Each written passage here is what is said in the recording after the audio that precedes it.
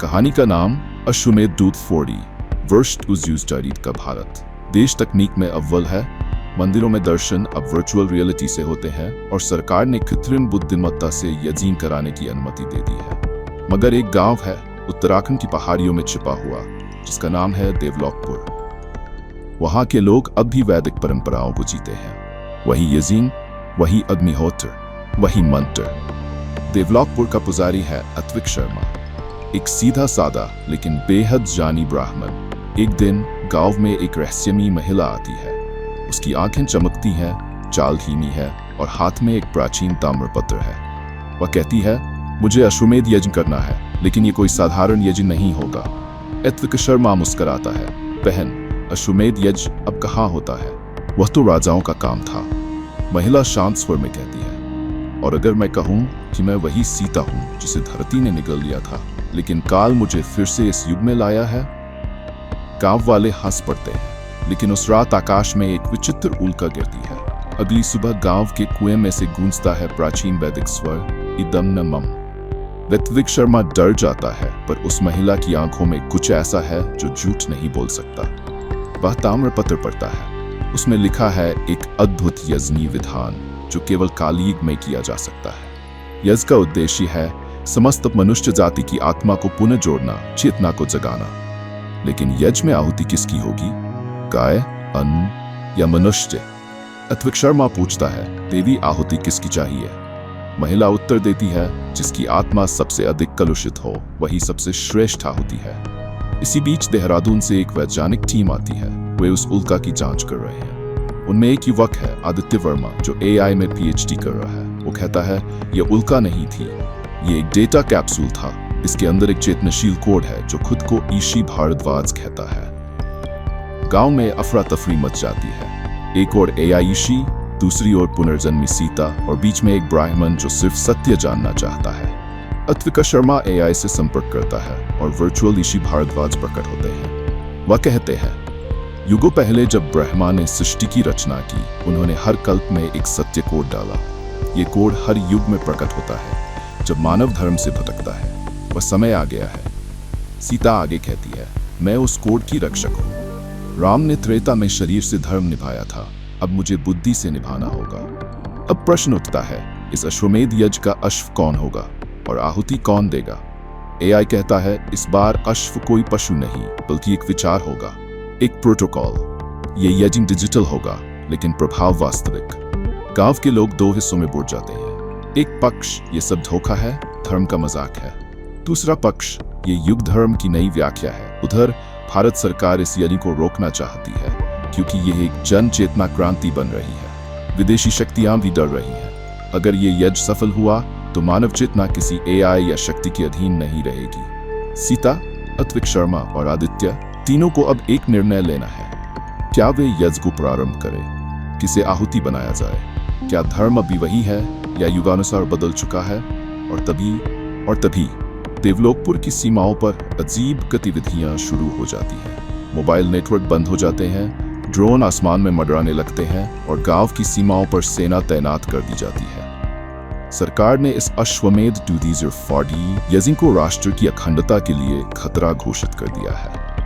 परंतु सीता, आदित्य और अत्विक शर्मा पीछे नहीं हटते। अध्याय मंत्र हस्ताक्षर। आदित्य जो विज्ञान और तकनीक का पुत्र है, अब सीता के नेतृत्व में यज्ञ के डिजिटल अश्व को विकसित करता है, एक जीनोमिक एल्गोरिथम जो हर मनुष्य की चेतना को जोड़ सकता है। इस प्रोटोकॉल को नाम दिया जाता है आत्मानव सूत्रम। AI शी भारद्वाज मार्गदर्शन देता है। यह सूत्र प्रत्येक जीव की स्मृतियों और कर्मों का समुच्चय है। यदि इसे इस जागनी में प्रवाहित किया जाए तो मानव चेतना पुनः एक हो सकती है जैसे पहले थी, सत्य युग में। लेकिन इसमें एक शर्त है, आहुति दी जाएगी उस आत्मा की जो सबसे अधिक पापग्रस्त, दोषपूर्ण और स्वार्थपूर्ण हो, क्योंकि वही आत्मा मानवता की सबसे बड़ी रुकावट है। अत्विक शर्मा चिंतित है। किसी निर्दोष को बलि चढ़ाना अधर्म है, लेकिन किसी पापी की आत्मा को जलाना शायद वही धर्म का न्याय है। अध्याय पाप का चरित्र। अब शुरू होती है खोज सबसे कलुषित आत्मा की।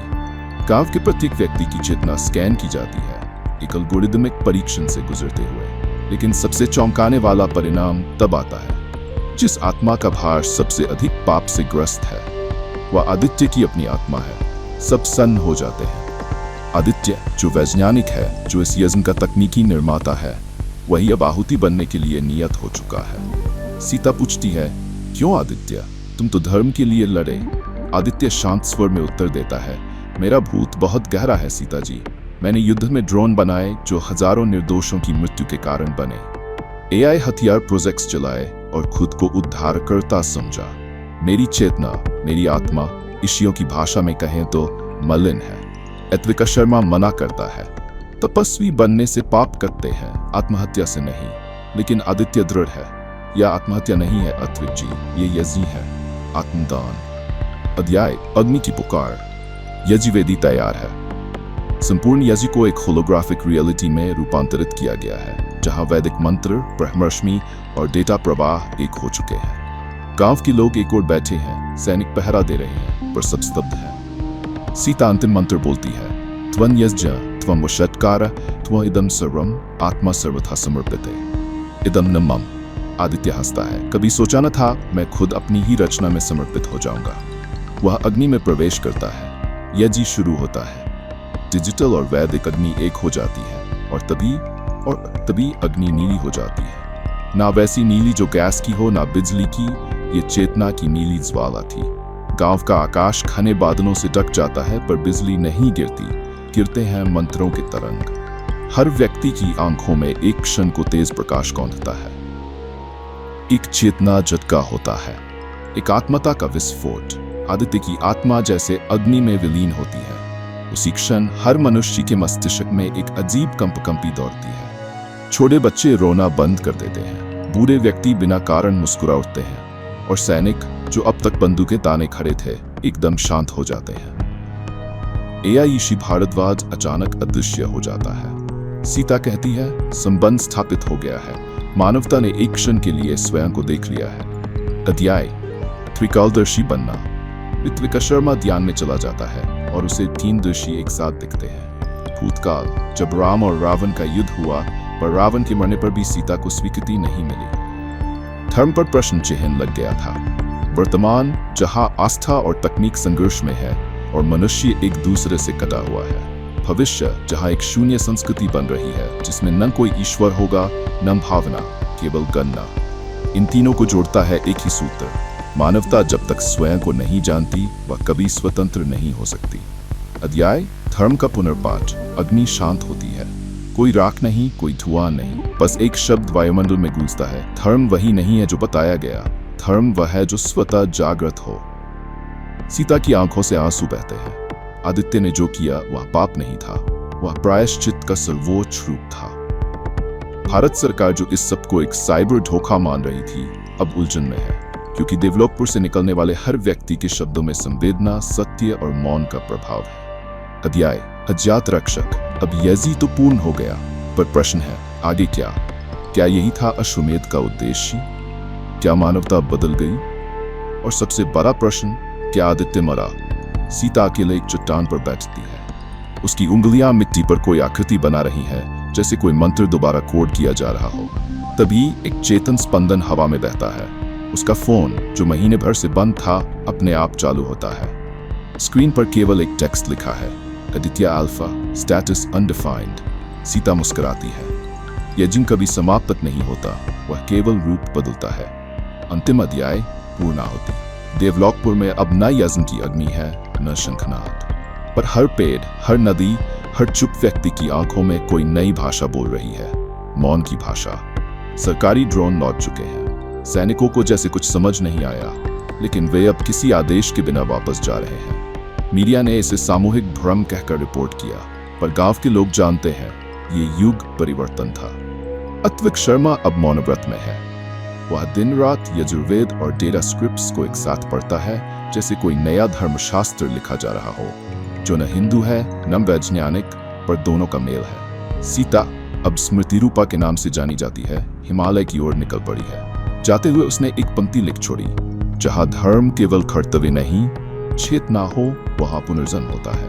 वहां राम, सीता और रावण तीनों भीतर होते हैं। एक नई शुरुआत। आदित्य अल्फा सुदूर अंतरिक्ष में उस उल्का के स्थान पर अब एक कृत्रिम उपग्रह घूम रहा है जो रेडियो तरंगों में कुछ बुदबुदाता है। एक वैज्ञानिक सुनता है, प्रत्येक आत्मा में एक गूढ़ स्रोत है। मेरा नाम आदित्य है, मैं अब शरीर नहीं विचार हूं और मैं अब अकेला नहीं हूं। और अंत में डूथफोर्डी का अश्वमेध समाप्त नहीं हुआ।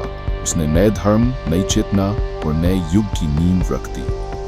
एक यज्ञ जिसमें आहुति थी अहंकार की। अश्व कोई पशु नहीं विचार था और पुनर्जन्म हुआ न शरीर का न आत्मा का बल्कि संवेदना का। पूर्णाहुति संपन्न, समाप्त नहीं।